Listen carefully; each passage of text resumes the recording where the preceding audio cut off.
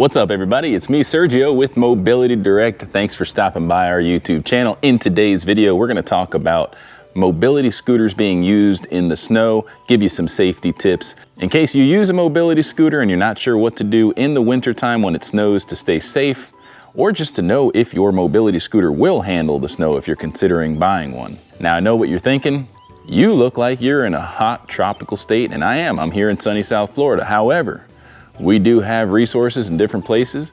We've got the Scooter Cowboy, who has an awesome YouTube channel. We do podcasts with him. We learn a lot together. We talk about important information about safety and things to consider as a mobility scooter user, which I am, and so is the Scooter Cowboy. Make sure you check out his YouTube channel. He just took the Aficum out in the snow, which is the one I use all the time around my farm here. My business partner, Andrew, also just went to Colorado during the winter with the Wrangler 2. Now, these are the only two scooters I recommend using in the snow. Why? Look at those tires. Okay, the Wrangler 2 has huge tires, and the Aficum S4 with the golf tire package also has huge tires. These tires are over 5 inches wide, and they have plenty of ground clearance on these two models. These are the only two I would recommend using in the snow, and we're gonna cue over to some shots with the Scooter Cowboy, who's gonna tell you what you should know about using the Aficum in the snow. We already tested the Wrangler 2 in the snow and it performed flawlessly. Now keep in mind, we have in-depth review videos for both of these models, so if you wanna know what they're like, go over full specifications, learn about the pros and the cons of both the Aficum S4 and the Baja Wrangler, check out the links in the description and watch those in-depth review videos. The main challenge you're gonna face when using a mobility scooter in the snow is the fact that it's really slippery and it's hard to get traction. That's why we recommend the Aficum S4 GT with the golf tire package or the Baja Wrangler. These both have ample ground clearance. You've got 8 inches of ground clearance on the Baja Wrangler, and on the Aficum you've got 5 inches, which is plenty in most cases. However, you should always expect it to be slippery and expect to lose traction.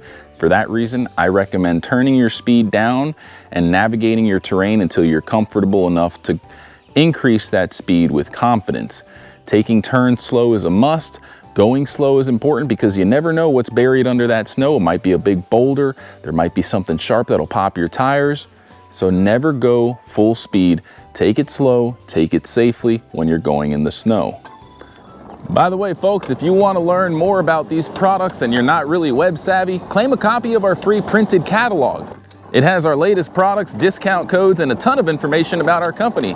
All you have to do is go to our website, mobilitydirect.com, click on the green button at the top of every page that says free catalog, fill out the simple short form, and you'll get one in the mail within 1 to 2 weeks tops. You could also just call the number at the bottom of the screen, speak with one of our non-commissioned sales experts, give them your address by phone, and they'll process the request for you. Or you could just click on the top right-hand corner of the screen where it says Get Free Catalog. Keep in mind, we're not just an online business. We have local stores with technicians. So if you want to test drive one of these units, come to one of our local stores. We'd love to have you. We'd love to earn your business. Now let's get back to the video. Now, my advice to you if you're planning on using a scooter in the snow is stay on sidewalks or any type of pedestrian trails. Most of the time you're going to find in residential areas that they are salted and the snow melts pretty quickly, so you're not going to be dealing with the slippery, icy snow. I will also say that fluffy, dry snow is going to be a little easier to work with compared to snow that's melting and icing over. That's going to be almost impossible to use your scooter on.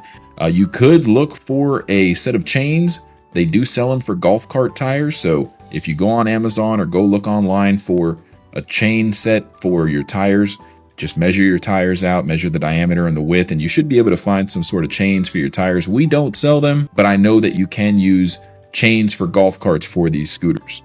No matter what you do, it's going to be hard to get traction on snow, but with the Wrangler 2 or the Aficum S4 HD, you've got the best odds at tackling snow. Just be careful, folks. Take it slow, turn very slowly, and always assume that there's something hiding in the snow that could cause you to jerk, come to a stop, or pop your tires. Now, when it comes to preparing your mobility scooter for the snow, I always recommend, in any case, reading your user manual in its entirety so that you can get familiar with the way it works, what its limitations are, and for your safety overall. A lot of the time, people tend to overlook the importance of the user manual I always read my user manual in its entirety before operating any motor-powered vehicle, whether it's a boat, an ATV, a mobility scooter, a car. That's super important.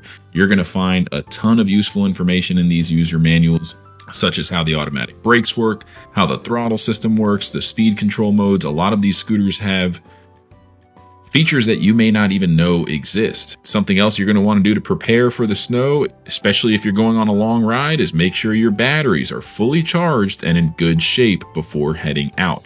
The last thing you want to do is have your batteries die while you're stuck in the snow in extremely low temperatures. Last but not least, inspect your tires for wear and tear. Make sure that they're not balding.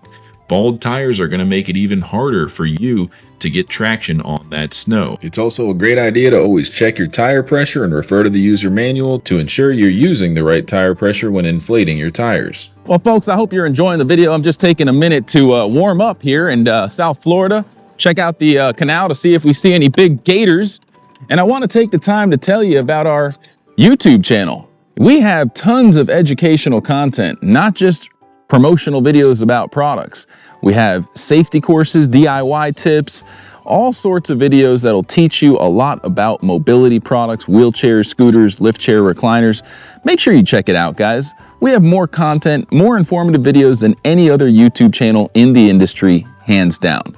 Not only that, but did you know by shopping at Mobility Direct, part of every sale is actually going towards our community donation program? We give away mobility scooters to people who need them, but that can't afford them all the time. Sometimes they're homeless or just stuck using a cane, walker, or manual wheelchair, just struggling to get around. And we gift them a free power wheelchair or mobility scooter. So if you want to join that movement, consider shopping with Mobility Direct or telling someone that needs a mobility scooter to shop with us. You could also share our YouTube videos on your Facebook page to get the word out there. By the way, if you subscribe and leave a comment, not only will we reply to your comment within one business day, but by subscribing and commenting on any video, you could win a free mobility scooter. We randomly select people that subscribe to our channel and that leave a comment all the time, and we gift them a free mobility device. With that being said, you're already here. Hit the subscribe button, leave a comment. Tell me you love my hat or you hate it. Either way, by doing those two things, you could be the next lucky winner like the last few winners on the screen. Anyways, folks, let's get back to the video. Now, once you're out and about on your scooter in the snow, take your time, avoid any sudden movements, be cautious of ice patches and snow drifts. You can easily start sliding down a hill uncontrollably if the snow is iced over or if the road is iced over, even though these scooters have automatic brakes.